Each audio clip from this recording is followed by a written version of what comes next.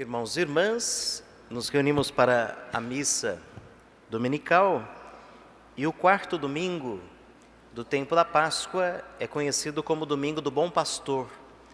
Todo ano é lido um conjunto de versículos do capítulo 10º, segundo São João. Então, todo ano, no quarto domingo da Páscoa, algum trecho do capítulo 10º de São João é proclamado nesta liturgia. Portanto, o título desse nosso encontro, dessa conversa do Padre, pode ser o Domingo do Bom Pastor. Jesus é o bom pastor, o único pastor, e nós todos somos parte do seu rebanho, ainda que de vez em quando os cristãos nos metamos em pequenas confusões, polarizações, coisas que mais desagregam e destroem do que constroem e unem.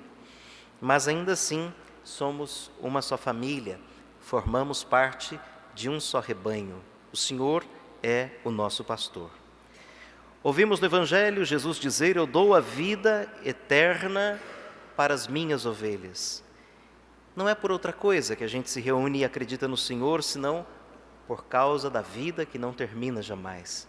Uma vida que Ele nos prometeu, eterna, para além das vicissitudes, para além das fragilidades desse nosso tempo. No ano A, nunca é demais lembrar, são 3 os ciclos litúrgicos, A, B, C, 3 anos, a cada 3 anos a gente lê, digamos assim, as mesmas leituras. No ano A, o trecho do capítulo 10º de São João que lemos, apresenta Jesus como o verdadeiro pastor, aquele que conhece as suas ovelhas, aquele que dá segurança às ovelhas como porta de entrada para o redil, para o curral. Ele é a porta, todos devem entrar por Ele. No ano B, nós estamos no ano C, no ano B, Jesus é apresentado como bom pastor capaz de doar a sua vida pelas ovelhas. Aquele que não é pastor é mercenário, aquele que não dá a vida, tira a vida das ovelhas. E por fim, nesse terceiro ano, que é o ano C, vemos que numa discussão com os judeus que questionavam se Jesus era de fato o Cristo, Jesus se apresenta numa relação íntima com o Pai, eu e o Pai somos um, e uma relação íntima com as ovelhas. Eu as conheço, elas escutam a minha voz e elas me seguem. Eu as conheço pelo nome, elas conhecem a minha voz. Bom, a meta do pastor, a meta de Jesus, é levar as ovelhas com segurança até aquelas pastagens verdes. A meta do pastor é levar as ovelhas até aquela fonte das águas tranquilas, a fonte da água da vida. Ou seja, a meta do pastor é conduzir as ovelhas à vida eterna. Ele nos conduz à vida eterna. Os pagãos, vimos isso na primeira leitura, acolheram a palavra de Deus anunciada por Paulo e Barnabé e garantiram a vida eterna. Interessante que o contexto da primeira leitura, dos Atos dos Apóstolos, é um contexto de perseguição e de dispersão. Os primeiros cristãos eram perseguidos, martirizados. Mas se eles eram expulsos do seu lugar, para onde eles iam, eles levavam o testemunho no Senhor. Eles levavam a mensagem do Cristo ressuscitado. Tanto assim, nessa viagem, nessa primeira viagem de São Paulo, com o apoio de Barnabé, ele vai até a sinagoga, que é, digamos assim, é a igreja dos judeus, e depois de a palavra ter sido proclamada, a leitura da Bíblia feita, as pessoas podiam dizer alguma palavra. E naquele dia, Paulo aproveitou esse momento de partilha e anunciou o Messias que viria, era Cristo que já veio, o Cristo que morreu e o Cristo que ressuscitou, o Cristo que garante pela sua palavra e pelo Espírito vida nova e eterna. Muita gente acolheu a mensagem de Paulo, essa sua pregação, mas muitos não acolheram. Daí no outro sábado, quando se reuniram de novo, um grupo fez pressão e pôs Paulo e Barnabé para correr. Eles foram expulsos dali. Repito, os pagãos acolheram a palavra de Deus e garantiram a vida eterna. Os judeus não se consideraram dignos da vida eterna porque eles rejeitaram a palavra de Deus que foi anunciada pelos apóstolos. As leituras de hoje, portanto, mostram por que Jesus é bom pastor, o caminho, a verdade e a vida. Quando escutamos a voz do pastor, bom pastor, quando nós o seguimos, nós entramos em comunhão com Jesus, nós entramos em comunhão com o Pai, pois disse Jesus, eu e o Pai somos um. Ele e o Pai são um e nós somos um com Ele. Bom, nós cristãos cremos que só Jesus pode ser o guia definitivo do ser humano. Só com Ele nós podemos aprender a viver. O cristão é precisamente aquele que, a partir de Jesus, vai descobrindo todo dia a maneira mais humana de viver. Seguir Jesus como bom pastor é interiorizar as atitudes fundamentais da vida de Jesus, como Ele viveu, e esforçar-nos por vivê-las também a partir da nossa vida, da nossa realidade, da nossa própria originalidade, prosseguindo na tarefa de construir o reino de Deus que Ele começou. Bom, falando do bom pastor, da voz do pastor, de reconhecer a voz do pastor, nós podíamos pensar naqueles que nos orientam. Todos nós precisamos em algum momento de orientação na vida. Celebrando, comemorando o Dia das Mães, a gente podia pensar, na voz da mãe como orientadora, na voz do pai, na palavra do pai, da mãe, como orientação para a nossa vida. O problema é que hoje, me parece, tudo me parece, O problema é que hoje tem muita gente falando, não tanto para orientar, mas para seduzir e manipular. Muita gente falando, muita gente tentando ganhar seguidores para virarem uma espécie de seita, de associação secreta. Não para orientar, mas para capturar, para sequestrar. E são muitas as vozes, muitas. Hoje temos mais meios de exercer influência sobre outros. E como tem muita gente desencontrada, sem uma voz de comando, escutam qualquer voz. Não distinguem as verdadeiras vozes. Eu toco num ponto aqui sensível, Eu toco num ponto sensível só para ilustrar. Bom será se o Espírito nos der a capacidade de compreender. Como diz Jesus no Evangelho, várias vezes, quem tiver capacidade de compreender, compreenda. Por exemplo, ser cristão, ouvir a voz do Cristo, seria colocar dentro da gente e viver a partir daquilo que nós internalizamos, como se fosse Ele hoje no nosso lugar. Vejamos, com essa história de armamento, Nós vivemos numa sociedade que tem um contrato social. Nós elegemos representantes para que cuidem de todos, especialmente dos que têm menos condições de cuidarem de si. Quando a gente fala no Dia da Mãe, eu acho que dá para ficar mais interessante ainda a conversa, Quando dizem assim que, minha mãe ama mais o outro, quando tem irmãos, A mãe ama mais o outro, e essa briga que a gente vai morrer com ela, Geralmente quem fala isso são os filhos que se sentem um pouco depreciados, enciumados, inseguros, sei lá o quê, Então diz assim, mas a mãe tal. Aí certa vez eu ouvi uma resposta que parece assim razoável, E uma mãe dizia assim, é verdade, a mãe ama mais um filho que outro. Vocês que são mães concordam, sim ou não? Claro que não, Não vai se entregar agora e arrumar briga em casa, Mas assim, essa resposta que me capturou, Diz assim, é verdade, a mãe ama um filho mais que o outro, sim. Ama mais aquele que está ausente enquanto ele não volta.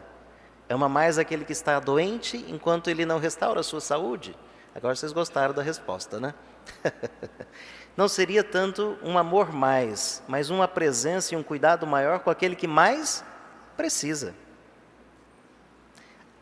Agora, se aquele que menos precisa estiver enciumado, vai começar a precisar sem precisar, né?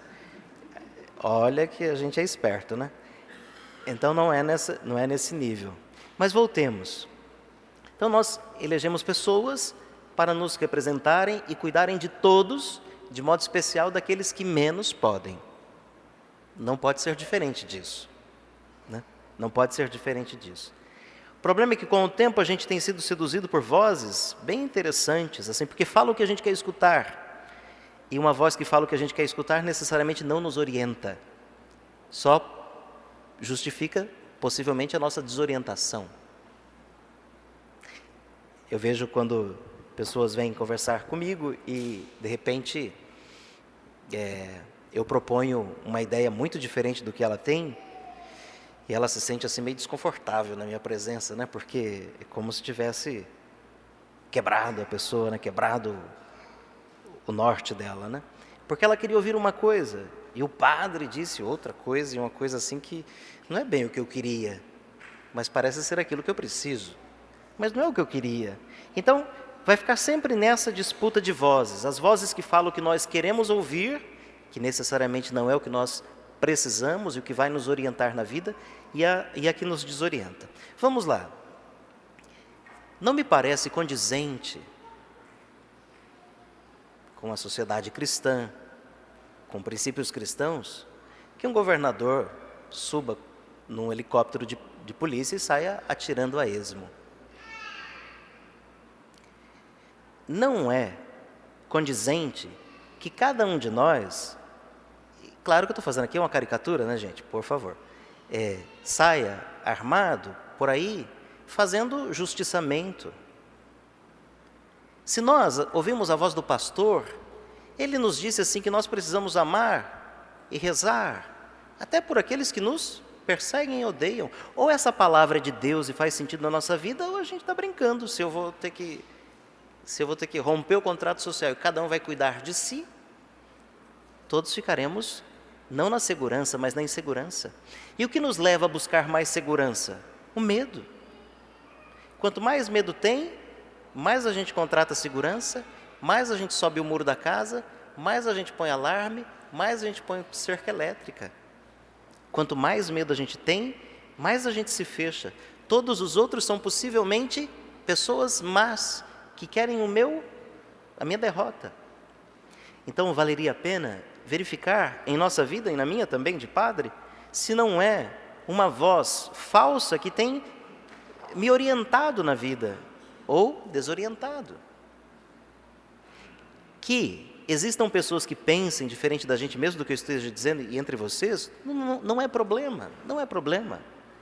Só precisa verificar se é condizente seguir aquele que por amor deu a vida e a gente achar que existe uma classe que tem que ser destruída porque a gente não concorda e porque fazem o mal. Vocês se lembram da passagem do joio e do trigo? Sim ou não? Jesus conta uma passagem que de dia foi semeado o trigo e de noite o inimigo foi lá e semeou a cisânia, a discórdia, tal. Passado o tempo, foram lá e disseram para ele: olha, o inimigo semeou o joio, vamos arrancar? O que disse o Senhor? Não, deixa crescer os dois, porque são parecidos. Você corre o risco de arrancar tudo junto. Eu já lhes contei aqui um segredo meu, né? Quando eu era criança, eu morava na roça, de vez em quando ia ajudar. Eu não era bom de roça, né? Mas ia ajudar. E chegou um tempo que eles acharam que o melhor mesmo era não ir ajudar, né? Porque quando tinha que carpir, eu tirava a planta e deixava o mato. Era um olho torto mesmo, sabe? Ao invés de arrancar o mato e deixar a planta, eu arrancava a planta e deixava o mato, né? Então dava para saber que eu tinha passado por ali, né? Eu fiz uma péssima seleção. Bom, onde chegaremos? Os dois devem crescer juntos, porque vai haver um momento de separação. Vai haver um juízo. Nós não somos esses juízes. Mas repito, o que estou propondo aqui é que a gente verifique que voz é que a gente está escutando. Porque o que eu tenho lido e ouvido de gente falando contra e rejeitando a voz da igreja, a voz do Papa, a voz do padre, da CNBB e tal. Por quê? porque escutam vozes agradáveis ao ouvido e que concordam com as ideologias que não são do Evangelho. O Evangelho não tem ideologia. O Evangelho diz que a gente precisa amar até o inimigo. Que ideologia é essa? Palavra de Deus. O Evangelho diz que a gente precisa dar de comida a quem tem fome. Que ideologia é essa? É palavra de Deus. O Evangelho diz que Ele nos ama, Ele está conosco, que Ele nos abençoa. Isso não é ideologia, isso é palavra de Deus, que nós somos filhos. Isso não é ideologia, isso é palavra de Deus.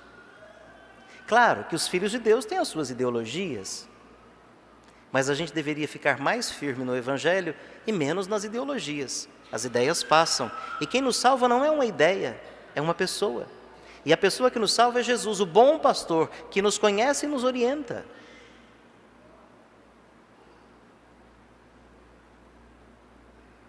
Será que temos ouvido, de fato, essa voz do Senhor?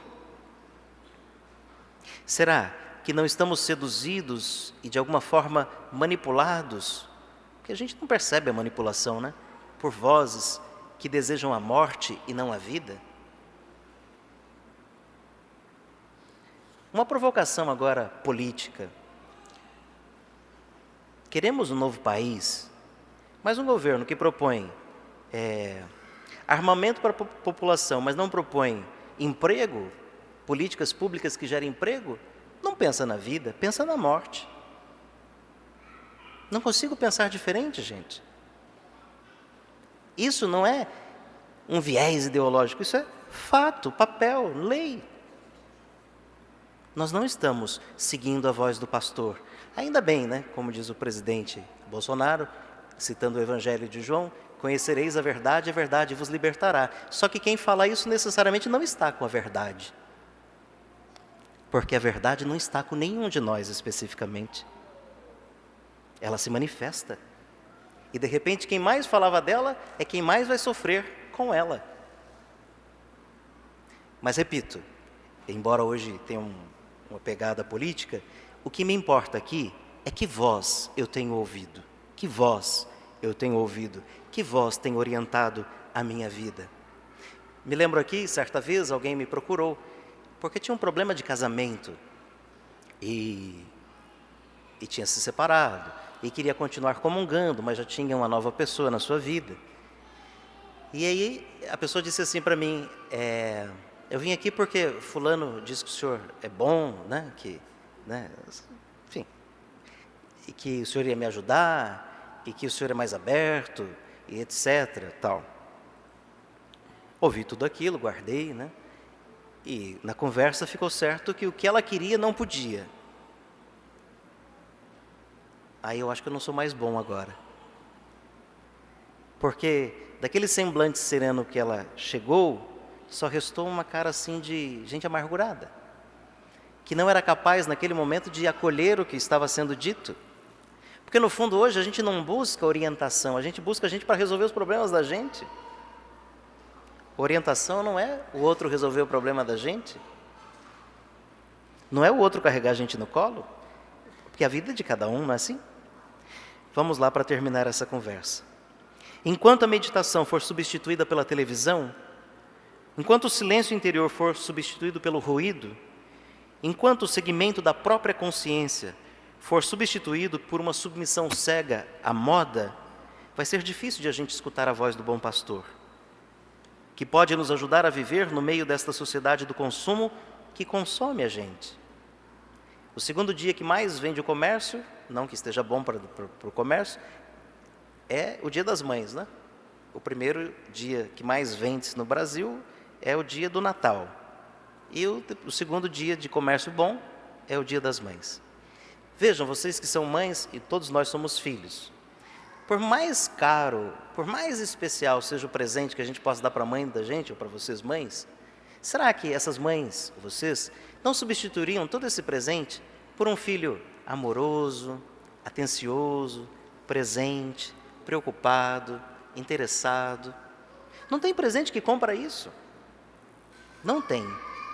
E às vezes aquele que passa o tempo todo sugando, né, sugando, vai lá num dia, forçado pelo marketing, forçado pelo consumismo, e dá um presente e acha que abafou a banca, como diz, né? Será suficiente? Que toda homenagem que se faça às mães seja num dia do ano dar-lhe um presente? E que às vezes foi a mãe mesmo que pagou, né? Eu ouvia no rádio duas locutoras conversando, da Rádio CBN, e uma delas dizia assim, que tinha que esperar, não sei o que e tal, mas que ela já tinha, porque os filhos dela são bem pequenininhos, né? Então ela já tinha comprado, mas tinha que esconder, né? Ela tinha comprado o presente das mães, para a mãe, que era ela mesma, né? Mas tinha que esconder, porque só hoje é que ela podia entregar para os filhos darem o presente para ela, né? Tem lá a sua graça, mas isso educa para quê? Isso educa para quê? Terceira vez. Isso educa para quê? Eu não tenho resposta, né? Só a pergunta. Para quê? Nós vamos terminar essa conversa fazendo um responsório como semana passada. A frase que compete a vocês, em voz bonita, bem forte, é: Tu és o nosso bom pastor. Nós somos, Senhor, teus amigos. Nós somos, Senhor, teus seguidores. Nós somos, Senhor, nós escutamos, Senhor, a tua palavra. Eu acho que vocês não escutaram direito, a minha voz não foi bem dita, né? A frase de vocês é uma só, qual é? Vamos lá de novo. Tu és o nosso bom pastor. De novo? Quando a gente não escuta direito, também não vai fazer direito, né? Começar tudo de novo. Volta o filme. Qual é a frase de vocês? Nós somos, Senhor, os teus amigos. Nós somos, Senhor, teus seguidores. Nós escutamos, Senhor, tua palavra. Nós iremos, Senhor, atrás de ti. Nós queremos, Senhor, a vida eterna. Nós queremos, Senhor, a tua vida. Nós queremos, Senhor, te conhecer. Nós queremos, Senhor, te seguir. Que o bom pastor, que é Jesus, nos ampare, nos abençoe, nos proteja, nos oriente e nos livre dessas outras vozes que nos fazem tanto mal, quando nos orientam para a morte, não para a vida, para o desamor, não para o amor, para o desamor, não para o perdão. Que o bom pastor continue falando ao coração da gente e nos protegendo contra todos os perigos, contra todos os lobos ferozes que existem no mundo. Louvado seja nosso Senhor Jesus Cristo.